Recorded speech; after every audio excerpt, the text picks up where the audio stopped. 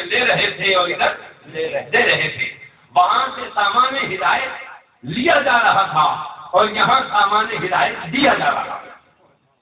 علامہ ضمیر صادق صاحب تشریف لائے، علماء کا تشریف فرما ہے کہ میں بہت تھوڑی سی گفتگو کر کے اجازت چاہوں گا تاکہ آپ ہر ایک سے استفادہ کر سکیں، اور بالخصوص ہمارے قابل فخر علماء اسلام آباد کے یہاں تشریف فرمائے. تو میں عرض کر رہا تھا کہ یہ انسان اس کائنات میں آیا انجان تھا، اور اس کو چاہیے تھا کہ میں کون ہوں، اس کائنات میں آیا کیسے؟ تو پروردگار عالم نے اس کائنات میں انہی میں سے انبیاء کو مبعوث کیا. انبیاء کرام جو چیز لے کر آئے اس کائنات میں، اس کا نام رکھا گیا ہدایت. وہ کیا چیز تھی؟ ہدایت. انبیاء ہدایت کا سامان لے کر آئے. اب ہدایت کو سادہ لفظوں میں اگر کہنا چاہوں تو وہ درست تخیلات اور وہ درست تصورات جو انسان کے قلب و ذہن میں آتے ہیں اور اس کے مطابق اعمال صالحہ تشکیل پاتے ہیں، اس کا نام ہے ہدایت. یعنی اس کے ذہنی اور قلبی تخیلات اور تصورات یہ دونوں جب ملتے ہیں تو خوبصورت تخیلات اور خوبصورت تصورات کا مجموعہ جب بنتا ہے، وہ انبیاء جو ہدایت تشریف لائے ہیں، ہدایت لے کر آئے ہیں، وہ خوبصورت تخیلات اور خوبصورت تصورات اور خوبصورت اعمال کا مجموعہ ہے جس کا نام ہے ہدایت، جس کے سبب سے انسان کے اندر درست تجاویز القاء ہوتی ہے. ان الذین قالوا ربنا اللہ ثم استقاموا تتنزل علیہم الملائکہ، یعنی ملائکہ اس انسان کے دماغ میں اور دل میں درست تجاویز ڈالتے، نیکی اور تقوی اور پرہیزگاری یہ ڈالتے، اس سے خیالات ڈالتے. اب یہ انسان ہدایت کی طرف آ گیا. قرآن مقدس سورہ فاتحہ جو پوری کی پوری ہے، جب قرآن اب سنا ہے آپ نے، اس میں سورہ فاتحہ میں اللہ کی حمد تعریف کی گئی ہے، اور اس کی تعریف میں اس کے 3 اسماء استعمال ہوئے ہیں، یعنی الحمدللہ رب العالمین. یہ کہا کہ پاک ہے وہ اللہ جو عالمین کا کیا ہے؟ رب ہے. اب اس سے پہلے آپ نے بسم اللہ پڑھی تو بسم اللہ الرحمن الرحیم، اس میں 3 اسماء اللہ کے استعمال ہوئے، اللہ اور رحمان اور رحیم. یعنی یہ 3 نام ہی اگر کائنات میں ہوتے تو بھی کائنات کی تخلیق کی ابتدا بھی معلوم ہو جاتی اور کائنات کی تخلیق کی انتہا بھی معلوم ہو جاتی. اس کے سوا اگر اور کچھ بھی نہ ہوتا.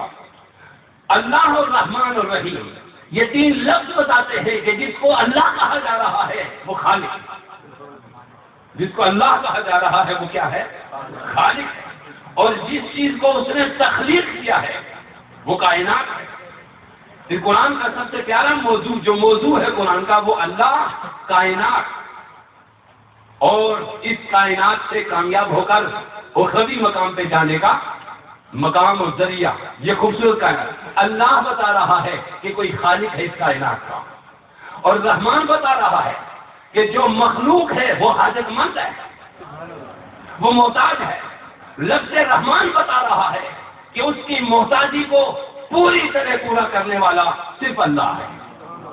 وہ رحمان ہے، یعنی وہ اپنے کو بھی دیتا ہے، بیگانے کو بھی دیتا ہے، دوست کو بھی دیتا ہے، دشمن کو بھی دیتا ہے، تمام کو دیتا ہے، ماننے والے کو بھی دیتا ہے، نہ ماننے والے کو بھی دیتا ہے. وہ رحمان ہے، وہ ہر ایک کو دے رہا ہے، جانوروں کو بھی، جمادات، نباتات، ہر شے کو وہ دے رہا ہے، اس لیے کہ وہ رحمان ہے. اور اس کائنات میں اس میں رحمان سے ہر کوئی فائدہ اٹھا رہا ہے، مگر وہ رحمان کی دنیا اور رحیم فی الآخرہ ہوگا. آخرت میں اس کائنات سے، اس کی رحمت سے فائدہ صرف وہی اٹھائیں گے جو اس کے ہوں گے، کسی اور کے نہیں. اس کے ہوں گے، کسی اور کے نہیں ہوں گے. اب سورہ فاتحہ میں ریکویسٹ کی گئی، گزارش کی گئی کہ پروردگار عالم ہمیں کچھ معلوم نہیں کہ ہم اس کائنات میں آئے کیوں ہیں، اس کائنات میں بھیجنے کا مقصد کیا ہے، ہم رہیں گے کیسے، ہماری اس کائنات میں گزارن کیسے ہے، ہم آگے کہاں جائیں گے. تو پروردگار عالم نے اس پوری دعا اور پوری التجا سورہ فاتحہ کے جواب میں پورے 30 سپارے قرآن کے عطا فرما دیے. پورے 30 سپارے قرآن کے یہ اس التجا کا ثمر ہے جو سورہ فاتحہ میں کی گئی ہے، اس دعا کا نتیجہ ہے جو سورہ فاتحہ میں کی گئی ہے. وہ دعا مانگی گئی، پروردگار نے فرمایا میں ایک پورا مضبوط نظام آپ کو قرآن کی صورت میں عطا کر دوں گا. اور اس کی ابتدا شروع کی گئی الف لام میم ذالک الکتاب لا ریب فیہ. یہ وہ کتاب ہے جس کے اندر شک موجود ہی نہیں، یعنی یہ دعویٰ بالکل نہیں کیا گیا، اس کے اندر شک کیا نہیں جا سکتا. شک کرنے والے اول سے آخر تک کرتے رہے. قرآن نے فرمایا خوبصورتی کے ساتھ اللہ نے یہ کتاب وہ ہے جس میں شک ہے ہی نہیں، یعنی کیا نہیں جا سکتا، نہیں یہ بات نہیں، یہ شک ہے ہی نہیں. ذالک الکتاب لا ریب فیہ. اس کتاب کا کام کیا ہے؟ ہدی للمتقین. یہ کتاب درست کرتی ہے دماغ اور درست کرتی ہے دل ان لوگوں کے جو چاہت کے ساتھ اس کتاب کو ہاتھ لگاتے ہیں، جو طلب کے ساتھ اس کے پاس آتے ہیں. درست کرتی ہے دماغ بھی ان کے اور دل بھی ان کے جو طلب لے کر اس کے پاس آتے ہیں. یہ کتاب ہے ذالک الکتاب لا ریب فیہ ہدی للمتقین. یہ ہدایت ہے متقی کے لیے. یہ ہدایت کس کے لیے ہے؟ متقی کے لیے ہے. اور متقی کون ہے؟ جو بدی سے جان چھڑانا چاہ رہا ہو اور نیکی کی راہوں کو اپنانا چاہ رہا ہو. سمجھ لیجیے، بدی کی راہوں کو چھوڑ چکا ہو یا چھوڑنا چاہ رہا ہو اور تقویٰ اور نیکی کی راہوں کو اپنانا جا رہا ہو، اس کو کیا کہتے ہیں؟ متقی. اور یہ نیکی کو اختیار کرنا اور بدی کو ترک کرنا، تخیلات کو پاکیزہ کرنا اور تصورات کو درست کرنا، ان کو درست کرنا اور اعمال کو صحیح سمت سے متعین کر لینا، اس سارے عمل کا نام تقویٰ ہے. اور جو ایسا کرتا ہے وہ متقی. جو ایسا کرتا ہے وہ کون ہے؟ متقی. اور قرآن نے خوبصورتی کے ساتھ اسی میں ارشاد فرما دیا ہدی للمتقین. متقی ہیں کون ہیں؟ الذین یؤمنون بالغیب. متقی وہ ہیں جو غیب پر ایمان رکھتے ہیں. متقی وہ ہیں جو کس پہ ایمان رکھتے ہیں؟ غیب پر ایمان. پہلی نشانی بیان فرمائی متقی وہ ہے جو غیب پر ایمان رکھے. یعنی غیب کسے کہا گیا؟ وہ جو ہمارے ان حواس میں نہ آ سکے وہ غیب ہے. جو نہ دیکھنے میں آئے، جو نہ چکھنے میں آئے، جو نہ سننے میں آئے، جو نہ سمجھنے میں آئے، جو نہ لمس میں آئے، اس کو کیا کہا گیا؟ غیب. یؤمنون بالغیب. اللہ نہ دیکھنے میں آتا ہے، نہ سننے میں آتا ہے، نہ سمجھنے میں آتا ہے، نہ لمس میں آتا ہے، نہ چکھنے میں آتا ہے. ایک ایسی حقیقت ہے جس کو بغیر دیکھے، بغیر سنے، بغیر سمجھے اور بغیر ہر طریقے سے ماننا ہوگا. وہ ذات ہے پروردگار عالم. یؤمنون بالغیب. وہ غیب پر ایمان. فرشتہ کسی کو نظر نہیں آئے گا. یؤمنون بالغیب. پہلے اس کو غیب میں ماننا ہوگا. پھر فرمایا یؤمنون اللہ، فرشتے، جنت، جہنم، یہ تمام کائنات جو مخفی ہے پروردگار عالم، جن کو ہمارے سامنے بیان کیا گیا کہ ان پہ ایمان لاؤ گے، ان پہ ایمان لاؤ گے. اور یہ سب غیب کی حقیقتیں ہیں. مگر کیا یہ غیب ہر دم غیب رہتا ہے؟ کیا یہ غیب ہمیشہ غیب رہتا ہے؟ نہیں. یہ غیب اگر ہمیشہ غیب رہے تو یہ چیز تاں بن جاتا ہے. یہ غیب اس وقت تک غیب رہتا ہے جب تیرے عمل کے اندر چاشنی پیدا نہیں ہوتی. جب تیرا عمل ترقی کر کے انتہا کو پہنچتا ہے تو یہ غیب مشاہدے میں بدل جاتا.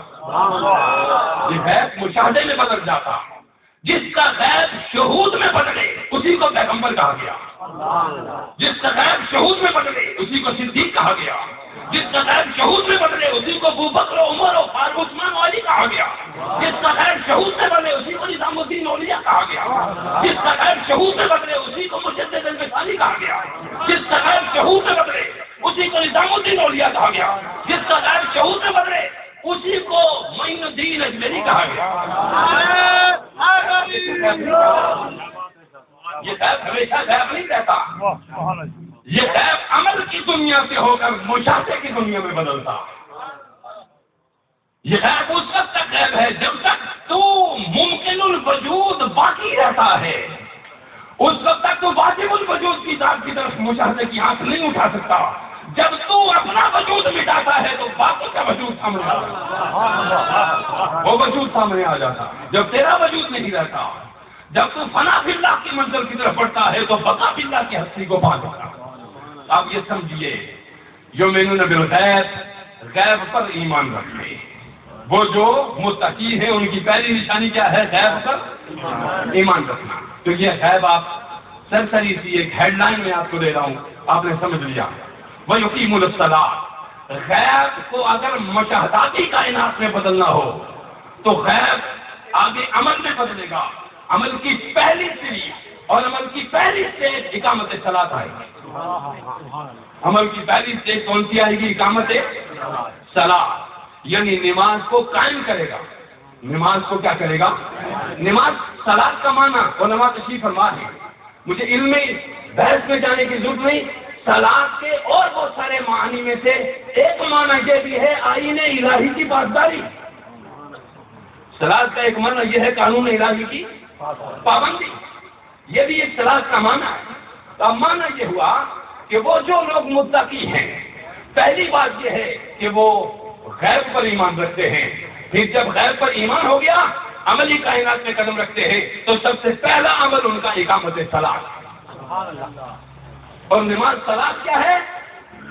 المؤمن یا المصلی یناجی ربہ فی الصلاۃ. نماز کس چیز کا نام ہے؟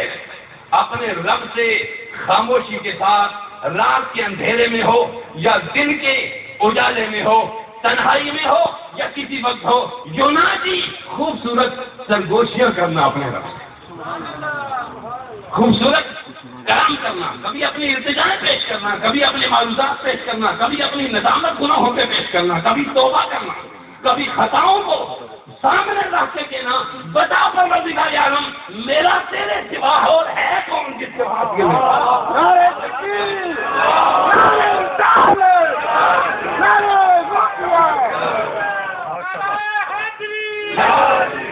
اللہ سے ڈرے اس کے مجرم, ظالم, سفاک, کافر ڈرے. میں اور تو کیوں ڈروں؟ پہلے ہی ڈر کے مر گئے. ڈرنا ان کو ہے, چاہیے ہے. ہم اپنے رب سے کہتے ہیں مولا نہ تیری محبت تیرے ساتھ محبت کے قابل, نہ تجھے چھوڑنے کے قابل. اب بتا, اور جب سب کو پھینک دیا تیرے سوا کون ہے ہمارا؟ دنیا سے ہم دل نہیں لگاتے, تاج بروں کو ہم نہیں مانتے, سلطنتوں کو ہم تسلیم نہیں کرتے, کسی بڑائی کو ہم تسلیم نہیں کرتے, صرف تیری کبریائی تسلیم کی ہے. اب رات کی تنہائی میں اس سے کلام کر. تو اگر ایک کلام کا آغاز کرے گا, وہ اپنے کلام کو اتنا طول کھینچے گا کہ تجھے معلوم ہی نہیں ہوگا. فاطمہ تو زہرا کی طرح تیری رات ختم ہو جائے گی, تیرا سلسلہ ختم نہیں ہوگا. وہ بہت خوبصورت کلام کرتا ہے, وہ آگے سے بہت خوبصورت کلام کرتا ہے, بہت خوبصورت کلام, مگر اس کلام کے لیے متقی ہونا ضروری ہے, غیب پر ایمان رکھنا ضروری ہے. اور غیب پر ایمان کے ساتھ پھر اگلی بات اقامت صلاۃ. نماز کیا ہے؟ تیری رب سے گفتگو. اس میں کچھ معروضات پیش ہوتے ہیں, کچھ اس میں اپنی التجائیں ہوتی ہیں, کچھ خطائیں ہوتی ہیں, کچھ اس کے کبریائی کی اور عظمت ہوتی ہے, کچھ اس کی بلندی کے چسکے ہوتے ہیں, کچھ اس کے خالقیت کا ذکر ہوتا ہے, کچھ اس کی عظمت کا ذکر ہوتا ہے. اور یہ ہے نماز. جب تو پوری طرح فل کنسنٹریٹ اس کی طرف چلے گا تو تیرے ارد گرد ایک نور چھا جائے گا, تیرے گرد گرد ایک نور چھا جائے گا. اب اگلی بات یہ ہے اقامت صلاۃ, یعنی نماز پڑھنا اور ہے قائم کرنا. پڑھنا وہ ہے جو کبھی تم نے پڑھی کبھی نہ پڑھی, مگر اقامت جب ہو جاتی ہے, جب قائم ہو جاتی ہے نماز, پھر تیری روح اس مچھلی کی طرح ہو جاتی ہے جو پانی کے لیے بے چین ہو جائے گی. اس کو اقامت کہا گیا. اقامت صلاۃ, نماز تیری روح بن جائے. کیوں؟ اس لیے کہ تو دوست کے ساتھ ملاقات کے لیے جاتا ہے اور اس سے گفتگو کرتا ہے, اور دوست کے ساتھ جو ملاقات کا وقت ہوتا ہے محبوب جان عزیز کے ساتھ, کیا آپ کو گن گن کے رکھا جاتا ہے؟ تو آپ آئیے, متقی کی دوسری نشانی اقامت صلاۃ. متقی کی تیسری نشانی قرآن نے بیان فرمائی, اقیم الصلاۃ. ارشاد فرمایا وَمِمَّا نہیں قرآن مقدس صلاۃ کے بعد فرمایا وَمِمَّا رَزَقْنَاهُمْ يُنْفِقُونَ، یعنی یہ تو وہ تھی جو تم نے مجھ سے کلام کیا، اب کلام کے بعد خرچ کرنے کا معاملہ آئے گا، پتہ چلے گا تیری اور میری دوستی کیسی ہے تو کچھ لٹاتا بھی ہے یا نہیں، کیونکہ میں نے جو جنت تیار کر رکھی ہے اس کی میں قیمت لیتا ہوں، اس کی میں قیمت لیتا ہوں۔ قیمت کیا ہے؟ میں خریدتا ہوں مومنوں تمہاری جانیں، کس لیے خریدتا ہوں، کس چیز سے خریدتا ہوں؟ میں تم سے دو چیزیں لیتا ہوں، ایک تمہاری جان لیتا ہوں، دوسرے تمہارا مان لیتا ہوں، بدلے میں جنت دیتا ہوں، جان لیتا ہوں اور مال لیتا ہوں اور بدلے میں جنت۔ ان اللہ اشترا، ہم خریدار ہیں تمہارے، تم ذرا بکو تو صحیح اس بازار، تم ذرا بکنے کے لیے آؤ تو صحیح، کوئی خریدار نہیں ہوگا، ہم خریدار ہوں گے تمہارے۔ جہاں تم اتنے نالائق ناہنجار ہو جاؤ گے کہ کوئی تمہاری بولی دینے والا نہ ہوگا، وہاں ختم ہو چکے ہو گے تو بولی ہم دیں گے تمہاری۔ آؤ ہڈیوں کا ڈھانچہ بن گئے ہو تو آؤ میرے پاس، بے بس ہو گئے ہو تو آؤ میرے پاس، کمزور ہو گئے ہو تو بس آؤ میرے پاس، خوبصورتی تمہاری بدصورتی میں ڈھل گئی، کوئی موقع نہیں جاتا، آؤ میرے پاس۔ ہم نے جیسے پہلے بھیجا تھا پھر ایک بٹی سے گزار کر پھر اتنا ہی اسی طرح کا بنا کے لے آئیں گے، کا بنا کے لے آئیں گے۔ یہ حسن تو تم نے اس کا علاج میں دبا کیا ہے، یہ تو یہاں پر بات کیا ہے، میں اس طرح کا نہیں لوں گا، میں پھر ایک چکی چلاؤں گا، پھر تجھے کس طرح کا پہلے بھیجا تھا اسی طرح کا لے آؤں گا، وہی خوبصورتی دے کر لے آؤں گا۔ اور وَمِمَّا رَزَقْنَاهُمْ يُنْفِقُونَ، کہ ایسا کرنا متقی کی تیسری نشانی یہ ہے کہ جو بھی ہم دیں تمہیں اس کو میری راہوں میں خرچ کرو، اس کو میری راہ میں خرچ کرو۔ رزق کا معنی صرف روٹی نہیں ہوتا، جو بھی ہم نے دیا ہے، ہم نے علم دیا ہے کسی کو وہ اسے خرچ کرے، عرفان دیا ہے وہ اسے خرچ کرے، ہنر دیا ہے وہ اسے خرچ کرے، مال دیا ہے وہ اسے خرچ کرے، جو میری نعمت جس کو ملی ہے وہ میری راہوں پہ خرچ کرے۔ وَمِمَّا رَزَقْنَاهُمْ، جو دیا ہے ہم نے، يُنْفِقُونَ، وہ میری راہوں پہ خرچ کرے۔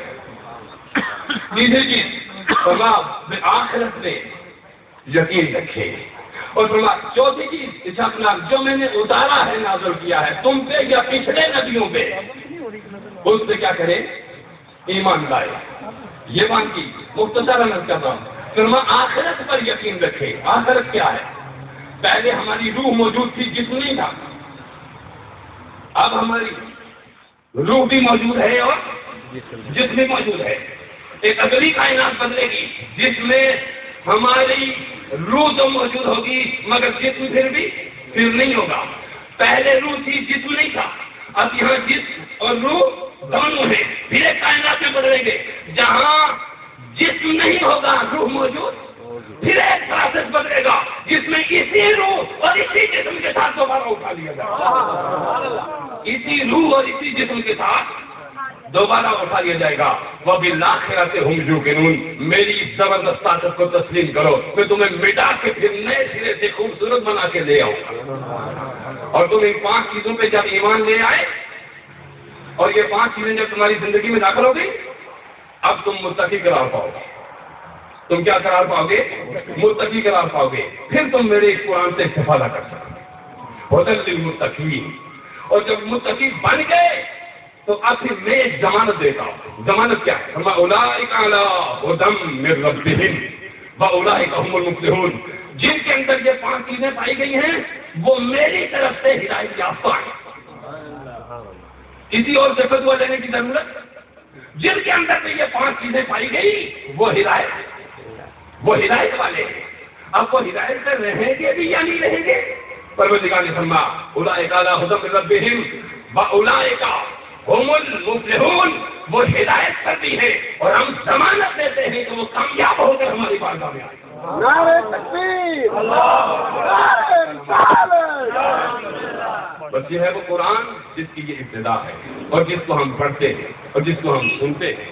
پروردگار ہم سب کو اس قرآن مقدس سے استفادہ کرنے کی توفیق عطا فرمائے۔ وما علینا الا